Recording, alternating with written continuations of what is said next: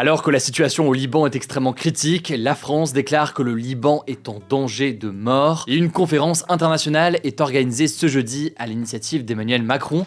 Mais alors, quels étaient les objectifs de cette conférence? Quelle est la position de la France aujourd'hui? Bref, que faut-il comprendre de la situation? Salut, c'est Hugo, j'espère que vous allez bien. C'est donc le sujet à la une des actualités du jour. Alors ce jeudi, 70 pays et 15 organisations étaient invités à participer à une conférence internationale qui se déroule à Paris, mais qui concerne le Liban, une conférence organisée à l'initiative du président de la République. Parmi les participants, on retrouve le premier ministre libanais Najib Mikati, mais à l'inverse, on peut aussi noter qu'il y avait un certain nombre d'absents. Par exemple, le chef de la diplomatie américaine Antony Blinken, qui est actuellement en visite au Moyen-Orient, ou encore des représentants d'Israël, ou encore de l'Iran, pays qui soutient le Hezbollah. Ni Israël ni l'Iran n'ont été invités à cette conférence. Alors pour le contexte, même si on a déjà eu l'occasion d'en parler à de très nombreuses reprises sur la chaîne, dès le lendemain de l'attaque du Hamas en Israël le 7 octobre 2023, le Hezbollah, un parti islamiste, un mouvement armé libanais allié du Hamas, a revendiqué plusieurs tirs contre Israël et depuis la tension n'a fait que monter. Et finalement, fin septembre 2024, dans un objectif affiché de s'en prendre au Hezbollah, l'armée israélienne a lancé une offensive au sol dans le sud du Liban, mais surtout les bombardements israéliens au Liban sont devenus extrêmement fréquents, ils sont en fait quotidiens. On a déjà eu l'occasion d'en reparler ici à de nombreuses reprises, mais le bilan ne fait que s'alourdir au fil des jours. Au moins 1552 personnes ont été tuées au Liban en un mois, d'après un décompte de l'AFP basé sur des données officielles. Et par ailleurs, on peut noter que l'ONU a recensé près de 700 000 personnes déplacées au Liban. Selon les autorités libanaises, il serait même plus d'1 million de personnes déplacées, certains à l'intérieur du pays, certains qui seraient partis notamment en Syrie. On aura l'occasion de reparler d'ailleurs de la Syrie. Du côté israélien, on dénombre près de 60 000 personnes qui ont été déplacées du nord d'Israël à cause des tirs de roquettes du Hezbollah. Mais alors, quel est l'objectif de cette conférence? Eh bien, elle est concentrée sur 3 volets différents. Il y a un volet humanitaire, un volet diplomatique et un volet, disons, plus politique. Et on va commencer avec le volet humanitaire. L'un des objectifs de cette conférence, c'était de récolter les 400 millions de dollars demandés par l'ONU, donc environ 370 millions d'euros,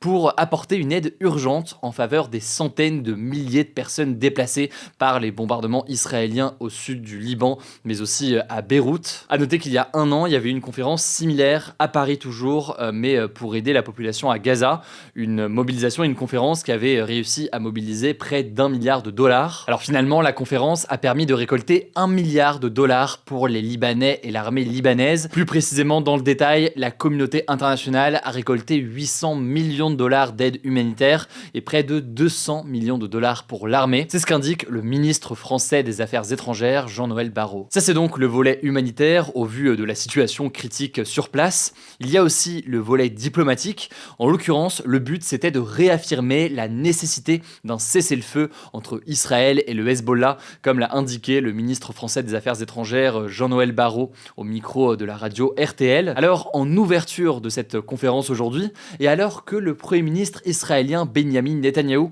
déclarait un petit peu plus tôt au micro de la chaîne CNews que Israël menait, je cite, une guerre de civilisation contre le barbarisme, eh bien le président français Emmanuel Macron a déclaré qu'il n'était, je cite, pas sûr qu'on défende une civilisation en semant soi-même la barbarie. Une déclaration où il ne cite pas directement Benjamin Netanyahou, mais qui semblait viser assez clairement le discours du Premier ministre israélien. A noter qu'il a aussi appelé le Hezbollah, je cite, à arrêter ses provocations et ses frappes indiscriminées. Faut savoir que la France et les États-Unis avaient présenté un plan de cessez-le-feu de 21 jours lors de l'Assemblée générale des Nations Unies, sauf que ce plan, même s'il a reçu le soutien de nombreux pays, il n'a pas été validé ni par Israël ni par le Hezbollah. Pour le moment donc, l'espoir de parvenir à un cessez-le-feu est assez mince. Il y a un autre sujet en parallèle qui est très important, c'est la question des forces armées au Liban. En fait, actuellement, l'armée libanaise, qui est déployée au sud du Liban, ne fait pas le poids entre les combattants du Hezbollah et l'armée israélienne. Elle compte environ 80 000 soldats, mais elle dispose d'un arsenal obsolète, d'une marine limitée. Elle n'a pas le système de défense aérienne aussi que peut avoir d'autres puissances. Pour vous donner un ordre de grandeur, le Hezbollah aurait près de 100 000 hommes. Donc le Hezbollah, finalement, est comparable à une véritable armée. et potentiellement a plus de capacité que l'armée libanaise. Et pourtant, ce qu'il faut comprendre, c'est que l'armée libanaise, elle est vue comme une armée qui a un rôle essentiel une fois un cessez-le-feu conclu entre Israël et le Hezbollah. En effet, c'est elle qui devrait être déployée dans le sud du Liban, selon la résolution 1701 de l'ONU, qui a été adoptée en 2006, après la guerre entre Israël et le Hezbollah en 2006, justement. Et cette résolution, pour dire les choses simplement, elle indique que l'armée libanaise et les casques bleus de l'ONU, la FINUL, vous en avez sûrement entendu parler, ce sont les seules forces qui ont le droit, en théorie, d'être présentes dans cette région. Il y a donc un enjeu là-dessus, mais ce qu'il faut aussi comprendre, et là aussi on a déjà eu l'occasion d'en parler, c'est que les casques bleus de l'ONU, ils sont régulièrement ciblés ces derniers jours par l'armée israélienne. C'est ce qu'indique l'Organisation des Nations Unies. Par exemple, des tours d'observation ont été détruits et les positions de la FINUL, donc des casques bleus de l'ONU, ont été visées de façon répétée et délibérée selon l'organisation. Des actes qui ont été dénoncés par Emmanuel Macron. Bon, et pour terminer, un autre volet important, c'est la question politique, puisque le Liban est paralysé depuis près de 2 ans, voire beaucoup plus en fait, par une crise politique qui l'a plongé aussi dans une importante crise économique. Et cette crise économique, elle est là depuis des années. Pour ceux qui suivaient la chaîne à l'époque, c'était en 2020. On avait été sur place après l'explosion à Beyrouth au Liban pour suivre la situation et réaliser un reportage. Déjà à l'époque, il y a plus de 4 ans, la situation économique à l'époque était extrêmement difficile, mais c'est encore pire aujourd'hui. Bref, on verra ce qui ressort concrètement de cette conférence dans les prochains jours, mais ça me paraissait intéressant d'analyser la situation et de voir ce qui se passe au Liban. On continue à suivre évidemment en parallèle la situation notamment à Gaza, mais aussi en Syrie. On aura l'occasion d'en reparler. Je vous laisse avec Morgane pour les actualités en bref et je reviens juste après pour la question du jour. Merci Hugo et bonjour à tous. On commence avec cette info. Kamala Harris, la candidate démocrate à la présidentielle américaine, a accusé publiquement ce mercredi son adversaire républicain Donald Trump d'être un fasciste. Cette déclaration a lieu à moins de 2 semaines de l'élection qui doit se tenir le 5 novembre. Plus précisément, elle a affirmé que le peuple américain ne veut pas, je cite, d'un président des États-Unis qui admire les dictateurs et qui est un fasciste. Elle fait référence à une déclaration du haut fonctionnaire américain John Kelly, ancien chef de cabinet de Donald Trump de 2017 à 2019, qui l'accuse de répondre à la définition d'un fasciste. Mardi, il avait indiqué que Donald Trump, je cite, préfère très certainement l'approche dictatoriale dans la manière de gouverner. Il accuse également le candidat à la présidentielle d'avoir une fascination pour Adolf Hitler et de l'avoir défendu au cours de plusieurs conversations. Alors Donald Trump n'a pas réagi pour le moment aux déclarations de Kamala Harris, mais il a largement critiqué John Kelly. Dans des posts sur son réseau social Truth Social, il l'a qualifié de dégénéré total, d'idiot et de crapule. Et d'ailleurs, autre info concernant Donald Trump, la mannequin Stacey Williams l'accuse de l'avoir agressé sexuellement en 1993. Elle l'aurait rencontré par le biais de l'homme d'affaires Jeffrey Epstein, décédé en 2019 en prison, et accuse l'ex-président américain d'attouchement. L'équipe de campagne du candidat accuse l'équipe de Kamala Harris d'avoir inventé une fausse histoire. Pour l'instant, on ne sait pas si une plainte a été déposée contre Donald Trump, on vous tiendra informé. Deuxième info, le sommet des BRICS en Russie, donc cette alliance de pays dits émergents dont font partie la Chine et l'Inde, s'est achevé ce jeudi avec la publication de la déclaration finale,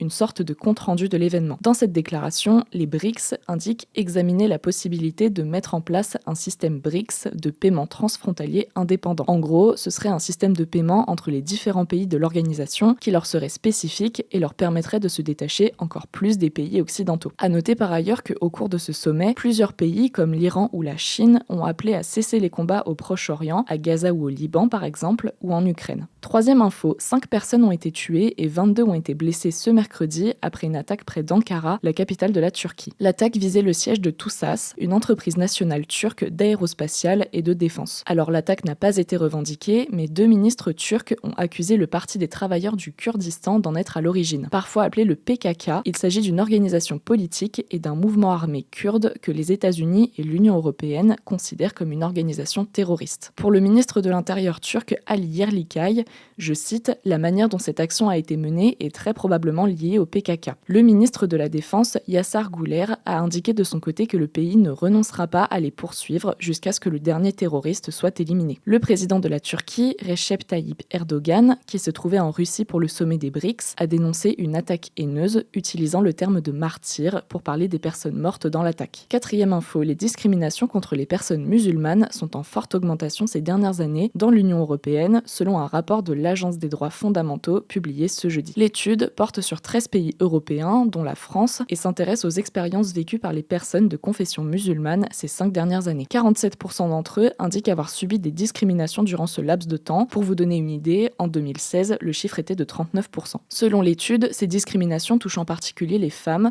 qui portent des vêtements religieux comme le hijab. 39% se disent victimes de discrimination dans leur recherche d'emploi et à 35% sur leur lieu de travail. Les personnes musulmanes sont aussi 2 fois plus susceptibles de subir de la négligence médicale. La directrice de l'Agence des droits fondamentaux, Surpa Rocio, a dénoncé suite à l'étude une montée inquiétante du racisme et de la discrimination à l'encontre des musulmans en Europe, qu'elle attribue à une rhétorique anti-musulmane déshumanisante que nous observons sur tout le continent. Selon elle, l'Europe connaît, je cite, un pic de haine contre les musulmans depuis l'attaque du 7 octobre 2023. 5e info, en France, la possibilité d'utiliser ses tickets restaurants au supermarché pour faire ses courses pourrait être prolongée en 2025. Le gouvernement s'y est en tout cas dit favorable. Il faut savoir qu'à l'origine, les tickets restaurants ne sont utilisables que pour acheter des produits consommables directement, comme les plats préparés ou les sandwichs. Mais en août 2022, le gouvernement a instauré la possibilité de les utiliser pour des courses alimentaires, comme les pâtes ou le riz, face à la hausse générale des prix. Cette mesure pourrait donc être prolongée en 2025,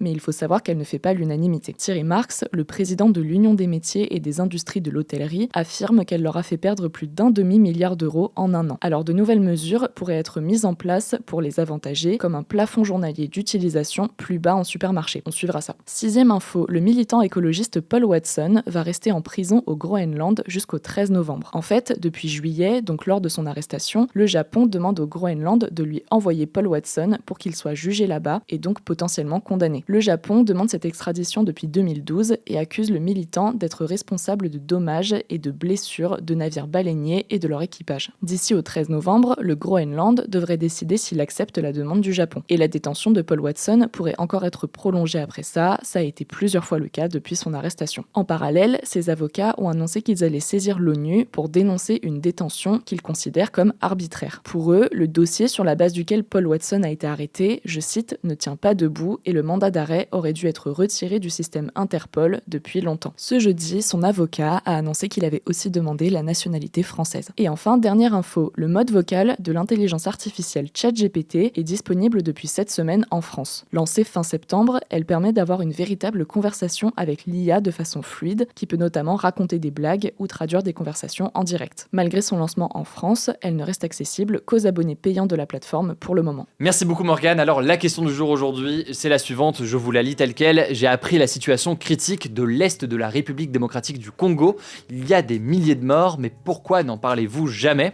Alors c'est un sujet effectivement qui est assez peu évoqué dans les médias. En l'occurrence, on en a déjà parlé à plusieurs reprises sur la chaîne. Ça a même été un sujet à la une de ce format des Actus du jour il y a quelques mois. Il me semble qu'on en a reparlé aussi depuis, parfois dans les actualités en bref ou alors dans les Actus du jour sur Instagram. Pour autant, je te rejoins, il faut suivre davantage la situation et ce qui se passe sur place. Alors pour ceux qui n'ont pas le contexte, il y a des combats meurtriers qui ont lieu en RDC depuis quasiment 30 ans, mais il y a d'un côté l'armée congolaise aidée par des groupes armés et de l'autre côté des rebelles du groupe M23 qui s'affrontent pour s'emparer de la région du Nord Kivu où l'on trouve des diamants et de l'or. Sachant que le groupe M23, il a aussi le soutien du Rwanda qui est un pays voisin et en 20 ans, c'est 6,9 millions de personnes qui ont été déplacées selon les chiffres publiés le 30 octobre 2023 par l'Organisation internationale pour les migrations. Concernant le bilan humain, il est difficile à évaluer, il y a plusieurs sources, mais ce que l'on sait par exemple, c'est que entre 1998 et 2003, donc il y a près de 20 ans,